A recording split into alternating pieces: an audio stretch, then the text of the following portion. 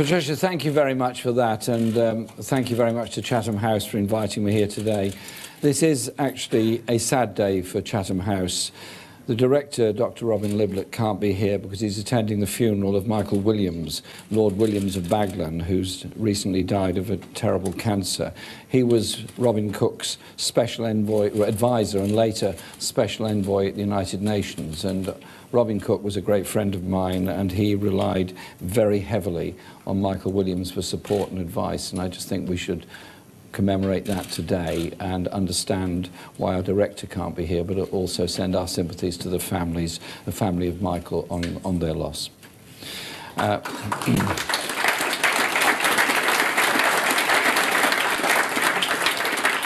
I'd also like to welcome my colleagues from the Shadow Cabinet. Emily Thornbury, our Shadow Foreign Secretary. Thank you very much for coming today, Emily, hot-footed back from Scotland from Question Time. Thank you.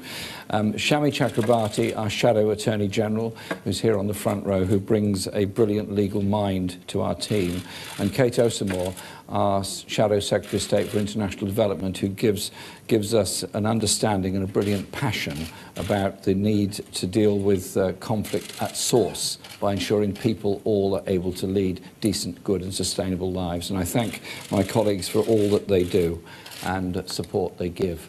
And as I said, I want to thank Chatham House because it's been at the forefront of thinking on Britain's role in the world. And clearly today, Chatham House rules don't apply because apparently this is being live streamed everywhere.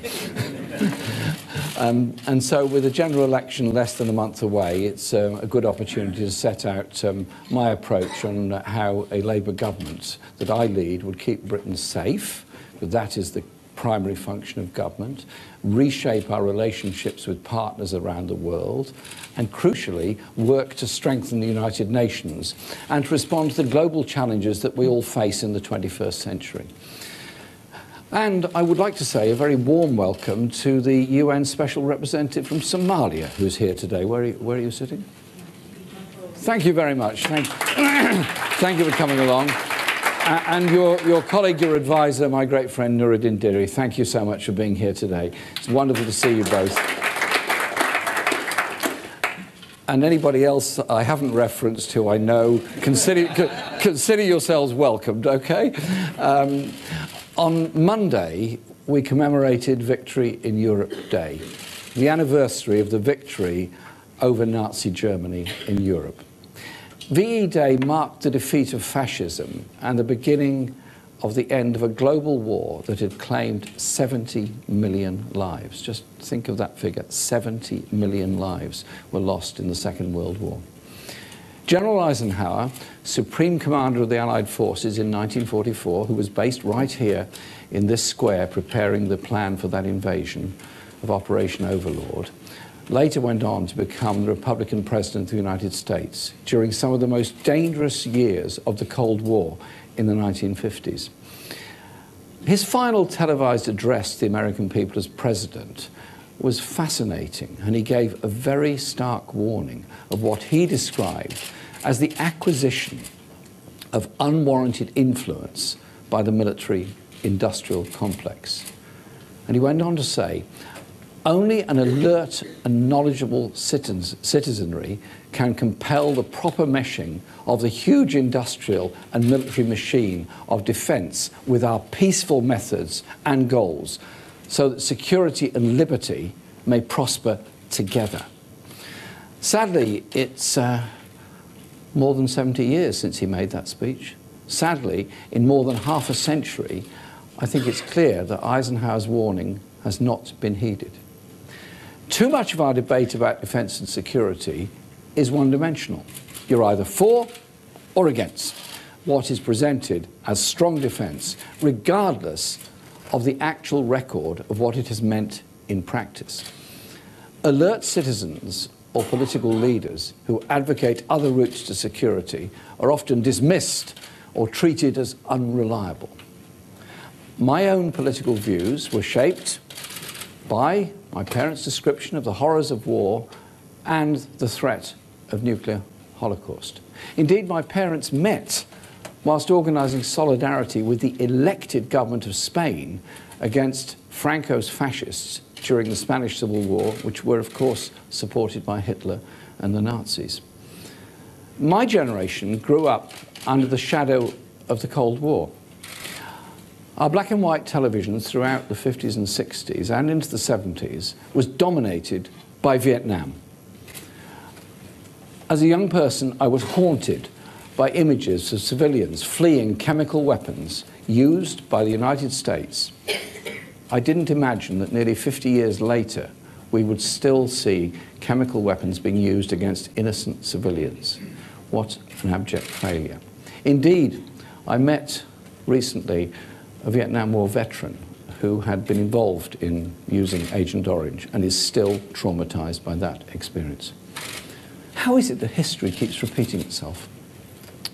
At the end of the Cold War, when the Berlin Wall came down, we were told it was the end of history. Global leaders promised a more peaceful, stable world. It didn't quite work out like that. Today, the world is more unstable than even at the height of the Cold War. The approach to international security we've been using since the 1990s simply has not worked. Regime change wars in Afghanistan, Iraq, Libya, Syria, and Western interventions in Afghanistan, Somalia, and Yemen haven't always succeeded in their own terms. Sometimes they've made the world a more dangerous place. This is the fourth general election in a row to be held while Britain is at war and our armed forces are in action in the Middle East and beyond. The fact is that the war on terror which has driven these interventions, has not succeeded. It has not increased our security at home. In fact, many would say just the opposite. It's caused destabilisation and devastation abroad.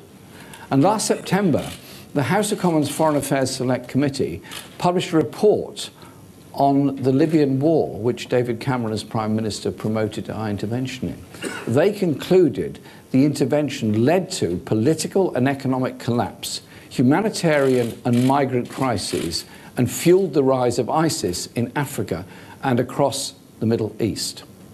Is that really the way to deliver security for our people, the people in Britain? Who seriously believes that's what real strength looks like? We need to step back and have, I think, some fresh thinking. The world faces huge problems.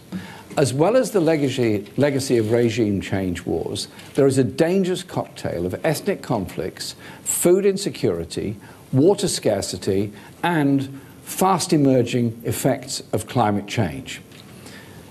And to that mix, add a grotesque and growing level of inequality in which just 8 billionaires own the same wealth as 3.6 billion of the poorest people on our planet.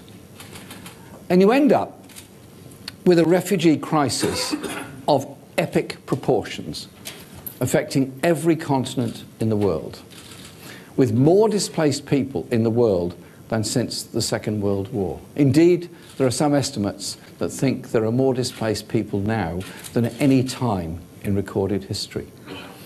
These problems are getting worse, and they are fueling threats and instability. The global situation is becoming more dangerous.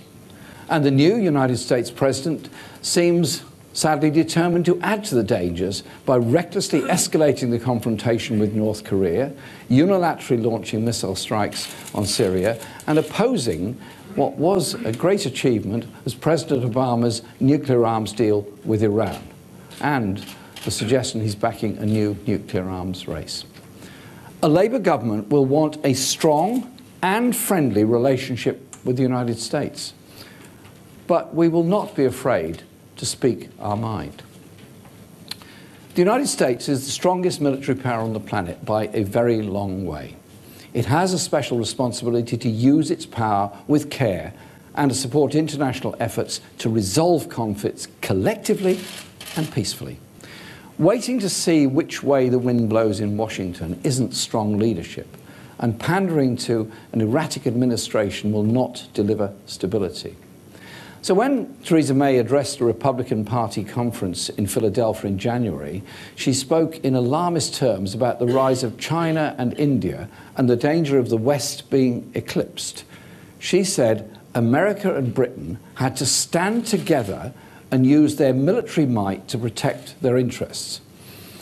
That's the sort of language that led us into the calamities in Iraq and Libya and other disastrous wars, that stole the post-Cold War promise of a new and peaceful world order. I do not see India and China in those terms. Nor do I think do the vast majority of Americans or British people want the boots of their young men and women on the ground in Syria fighting a war that could escalate the suffering and slaughter even further. Britain deserves better than simply outsourcing our country's security and prosperity to the whims of the Trump White House. So no more hand-holding with Donald Trump. A Labour government will conduct a robust and independent foreign policy made in Britain. A Labour government would seek to work for peace and security with all the other permanent members of the United Nations Security Council, the United States, China, Russia and France. And with other countries play a major role, such as India, South Africa, Brazil and Germany. We have to reach out and work with others. The philosophy of bomb first, talk later approach to security has failed.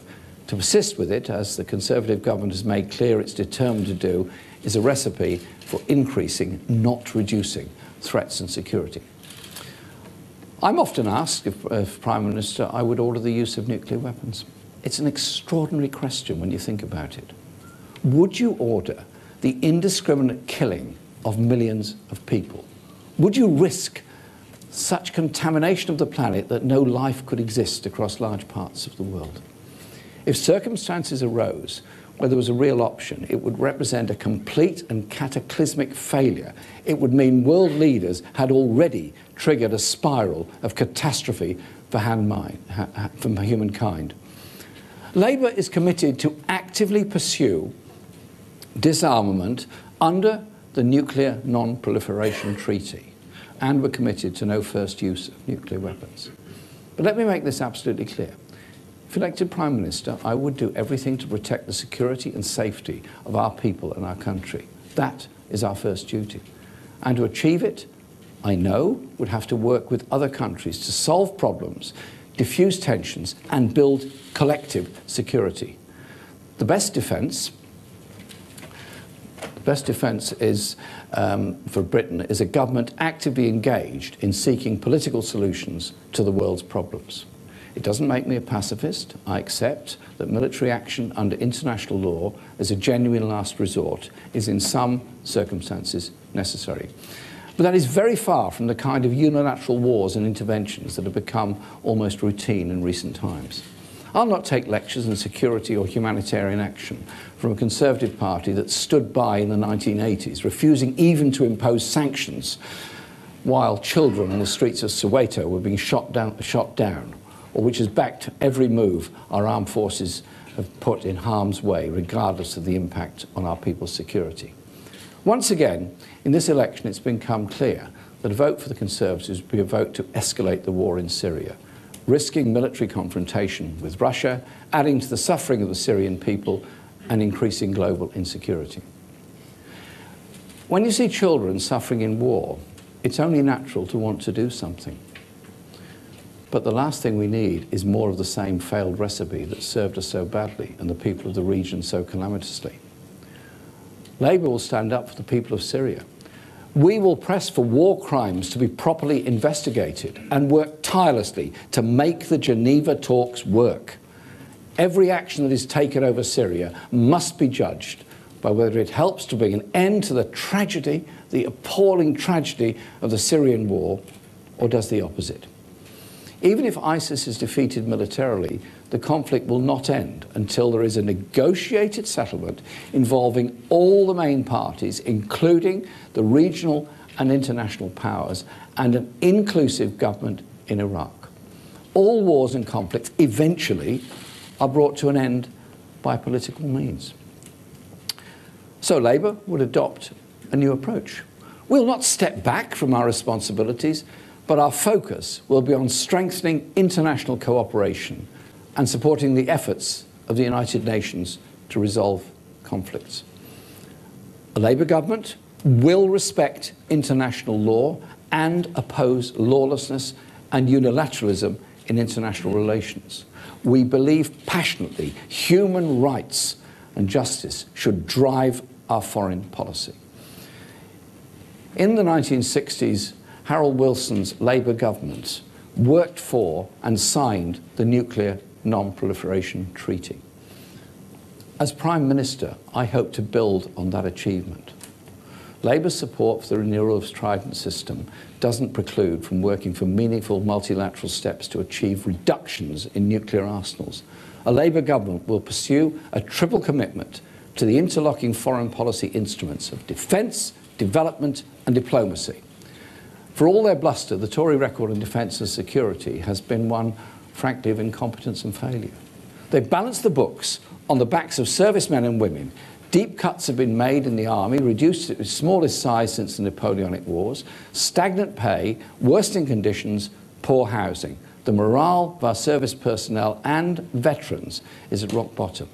And as the security threats and challenges we face are not bound by geographical borders, it's vital that as Britain leaves the European Union, we maintain a close relationship with our European partners alongside NATO to keep spending at 2%, but that means working with our allies to ensure peace and security in Europe. We will work to halt the drift towards confrontation with Russia and the escalation of military deployments across the continent.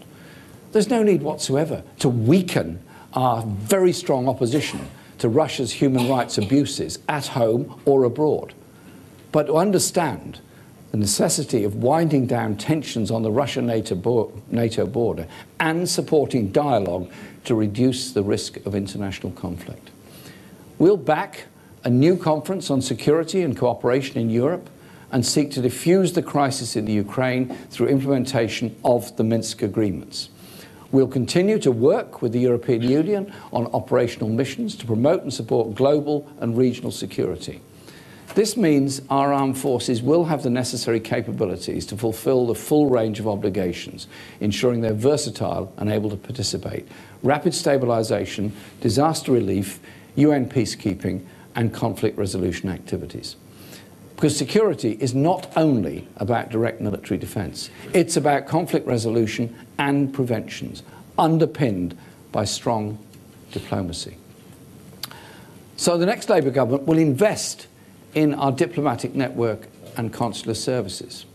We will seek to rebuild some of the key capabilities and services that have been lost as a result of Conservative cuts in recent years, such as the loss of human rights advisors in so many of our embassies around the world. And finally, while Theresa May seeks to build a coalition of risk and insecurity with Donald Trump, a Labour government will refocus Britain's influence towards cooperation and peaceful settlements and social justice. The life chances, security and prosperity of our citizens are dependent on a stable international environment. We will strengthen our commitment to the United Nations, but are well aware of its shortcomings, particularly in the light of repeated abuses of the veto power in the UN Security Council. So we'll work with allies and partners from around the world to build support for the United Nations reform in order to make its institutions more effective and more responsive. And as a permanent member of the Security Council, we'll provide a lead by respecting the authority of international law. To lead this work, Labour has created a Minister for Peace who will work across the Ministry of Defence and the Foreign and Commonwealth Office. We'll reclaim Britain's leading role in tackling climate change, working hard to preserve the Paris Agreement and deliver on international commitments to reduce carbon emissions. We'll re-examine the arms export licensing regulations to ensure that all British arms exports are consistent with our legal and our moral obligations. This means refusing to grant export licenses for arms where there's a clear risk they'll be used to commit serious violations of international humanitarian law. Weapons supplies to Saudi Arabia, when the evidence of grave breaches of humanitarian law in Yemen is overwhelming, must be halted immediately, as Emily has made very clear many times in Parliament. I see it as the next Labour government's task, my task, to make the case for Britain to advance a security and foreign policy with integrity and human rights at its core. So there's a clear choice at this election between continuing with a failed policy of continual and devastating interventions that have intensified conflicts and increased the terrorist threat, or being willing to step back, learn the lessons of the past, and find new ways to solve and prevent conflicts. Dwight Eisenhower said on another occasion, if people can develop weapons that are so terrifying as to make the thought of global war almost a sentence for suicide, you would think that man's intelligence would include also his ability to find a peaceful solution. And in the words of another American, Martin Luther King, the chain reaction of evil, hate, begetting hate, wars produce more wars, must be broken, or we should be plunged into the dark days of annihilation. I believe we can find those solutions. We can walk the hard yards to a better way to live together on this planet. A Labour government will give leadership in a new and constructive way, and that is the leadership we're ready to provide, both at home and abroad. Thank you very much.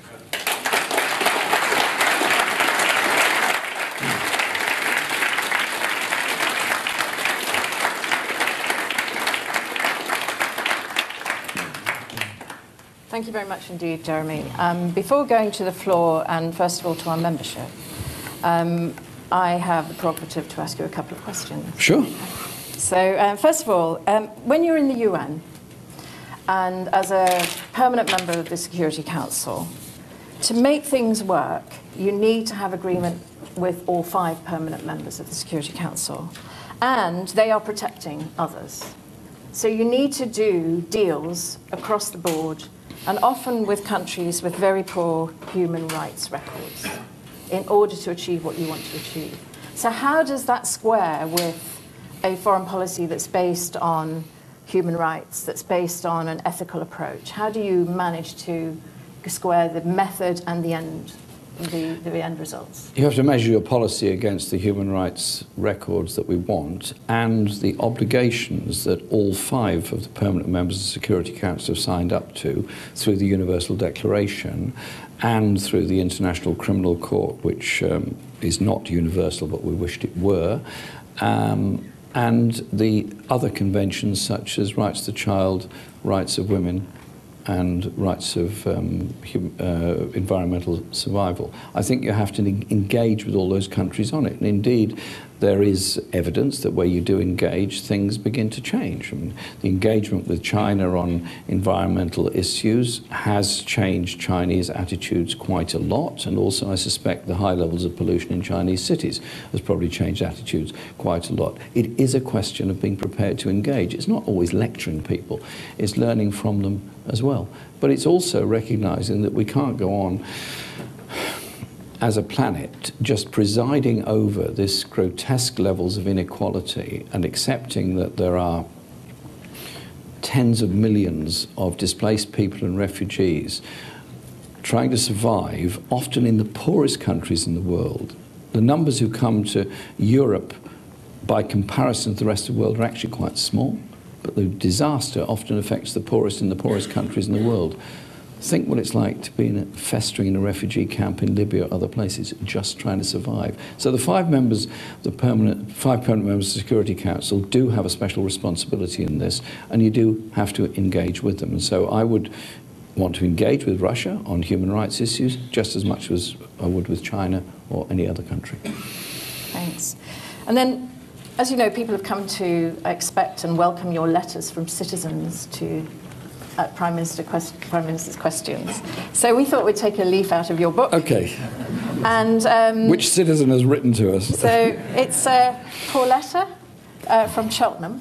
Mm-hmm. And she's addressing something that you haven't talked about. And she said, "Dear Patricia, please could you ask Mr. Corbyn what he would do to increase cybersecurity in the UK?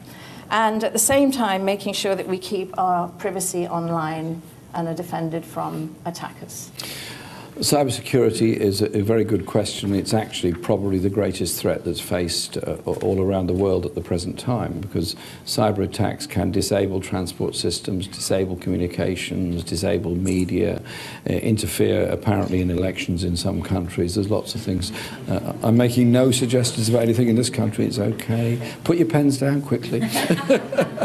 But it's a very good question, and it is a very serious one. And so you have to ensure that we've got the capability to deal with cyber attacks against our crucial infrastructure, our crucial infrastructure, which is, of course, telephone, mobile phones, and all the other things. But there is also the question of surveillance, and indeed we have challenged the government on this over the question of the right of universal intrusion into people's emails, which I think is to be totally wrong.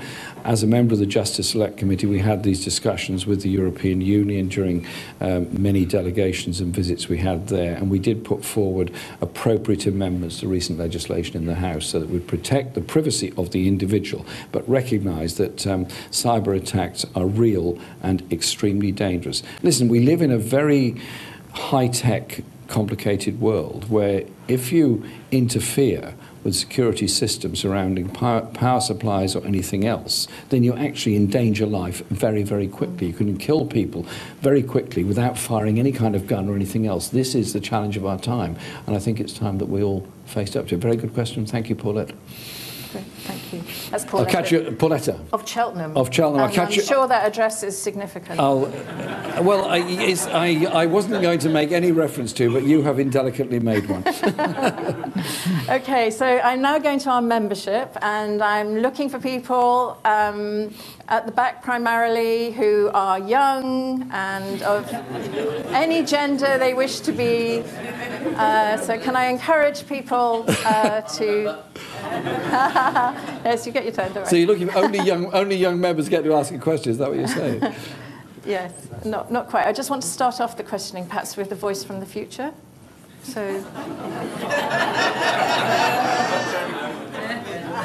Is there anyone? No? Xenia, I'm going to call on you as our next first speaker. Thank you very much. My name is Xenia Wickett. I run the US and the Americas program here at Chatham House. You've laid out a platform that is almost the antithesis of the platform that's been laid out by Donald Trump. You've expressed that there would be no intention of hand-holding the Americans or the American president. But you also have to recognize there are huge links between the United States and the United Kingdom. Economic links, intelligence links. How are you going to pass those two things? On the one hand, very publicly saying that I fundamentally disagree with many of the positions taken by this administration, but on the other hand, trying to ensure that there's the economic engagement, the investment engagement, the intelligence engagement continues. Wait, I'm going to take two more questions before. So if I can go to this gentleman here in the white shirt in the sort of third row back. Wait for the microphone. And can you say who you are when you introduce yourself, please? Thank you. Hello, my name's Max Nicholson. I'm a postgraduate student at King's College. What future would the intelligence community in the UK have under a Labour government? And also, would you seek to make changes to the Investigatory Powers Act? Thank you. And then the gentleman here behind you. Thanks. Thank you. Sean Curtin, member of Chatham House. On the hand-holding point, you said no more hand-holding with Donald Trump, but I don't see that there's anything wrong with two men in this day and age holding hands in public. And listening to your speech, I think that actually there are many points that you and Trump have in common. You both described the invasion of Iraq in 2003 as a catastrophe, and your commitment to the renewal of Trident and to spending at least 2% of GDP on defence will, I presume, get Trump to want to hold your hand. But my question is, the one area which you really seem to focus on in your speech was North Korea. And you seem to be very critical of Trump's approach. So I'd like you to just flesh out what is your approach to the North Korean problem. Thank you. Thanks. Thanks for those questions. The approach to, on the first question, was it US and sorry, was the US trade. I can't read my own writing, that's the problem. Well, quite clearly, we have a very close relationship with the United States. We have a cultural relationship, we have a trade relationship, and we had, ever since the First World War, a military relationship with the United States. Does that mean that we always agree with every US president? No, not at all. The British government at the time, whilst politically supportive of the Americans in Vietnam, didn't commit British troops to it, and therefore one would suggest there was some degree of criticism implicit in that. Does it mean you can't have a relationship with them? No, I think it's the opposite. I think you have a relationship, and you might say it's critical, but it's also not just with the US president. I mean, there's day-to-day relationships with members of the House and members of the Senate, as well as all the other different communities across the USA. And so I have been in the USA many times, met huge numbers of people of diverse political opinions. You work with them all, but the relationship with the USA is an important one, and obviously something we would want to maintain. On the question about Investigatory Powers Act and intelligence community, yes, we would obviously maintain GCHQ, and we would ensure that the powers of investigation into the citizen are backed up by a legal process. We would not give unaccountable power of investigation into somebody's life. And so if the authorities want to investigate the streams of emails, whatever else, they have to get a legal backing and able to do it. We don't want to create a surveillance society where there is untrammeled power of interference in the lives of the individual or of their privacy. Thanks for your point about hand-holding. Obviously, a Labour government would meet with President Trump and would have discussions with him. And you raised the point about North Korea. Well, I am very clear that the Nuclear Non-Proliferation Treaty is important and must be made to work, but there are a number of nuclear-armed countries that don't have membership of the NPT, North Korea being one of them. The six-party talks were making a great deal of progress. The only way forward in the crisis over relations between the United States and Korea has to be a resumption of the six-party talks, has to be encouraging and thanking China for what it's done so far in trying to diffuse tensions, and also working with the South Korean government at the same time. Because the idea that one would countenance the bombing of the people of North Korea, or of North Korea sending missiles that would kill others, is absolutely appalling. So there has to be a developmental relationship. Now, the Obama administration seemed to be moving in the direction of building closer relations and trying to develop some sort of dialogue with North Korea. I think that is a wholly good idea, and we should encourage that, and that is what I would encourage that we do. One advantage Britain has is that we have a tradition of assuming diplomatic relations with countries that have an effective government. That means we do have relations, and I think it's important that we develop that principle. Thank you. I'll take a couple of questions here, please.